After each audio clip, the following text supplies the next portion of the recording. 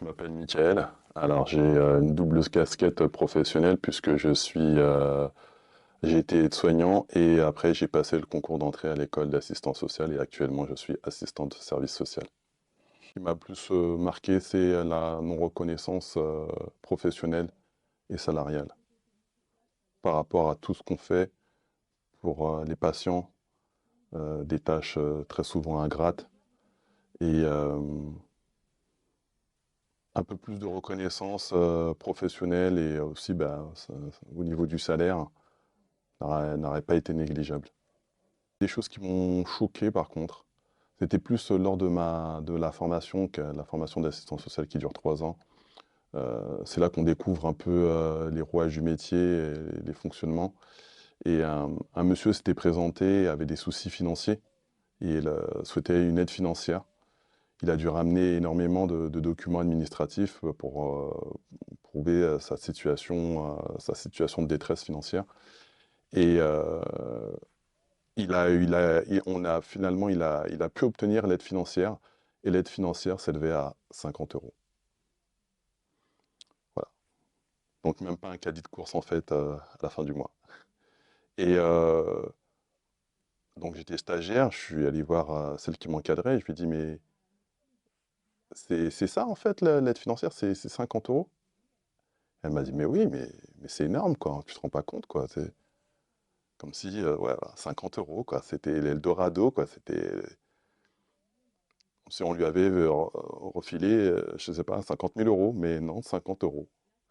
Je lui dis: «Mais il fait comment pour, faire des courses ou même si quelques dettes?» 50 euros. C'était le maximum. J'ai encaissé et je me suis dit: «Ah ouais, c'est dur». C'est dur pour les gens qui ont de réels problèmes financiers, qui qui, heu, qui font des économies vraiment de bout de chandelle au centime près. Je me suis dit: «Mais c'est pas possible quoi».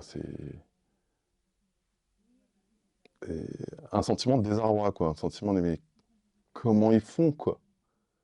Et je vais essayer de m'imaginer un peu le quotidien de ce monsieur.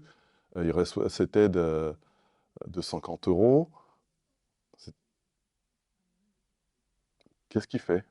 J'avais dans l'idée que, bon, bah, que l'assistant social, pouvait trouver plus ou moins des solutions à tout. Mais en fait non, non, non, non, non.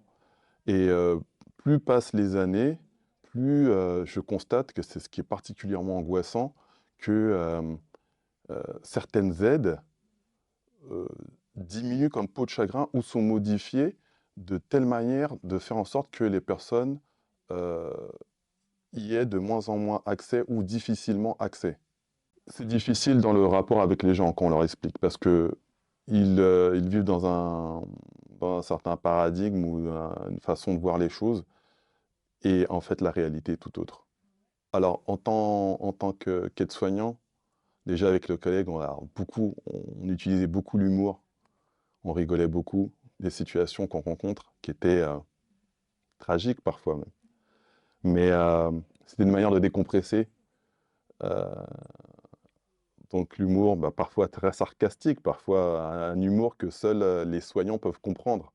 Parce que quelqu'un qui ne vit pas ce que l'on vit trouverait ça un peu même déplacé, fortement déplacé. Mais nous, ça nous permet de relativiser en face de situations dramatiques et tristes. Moi, ma carapace, c'est l'humour, le recul aussi sur les situations, prendre du recul pour se préserver soi-même. La famille, la foi, c'est important pour moi.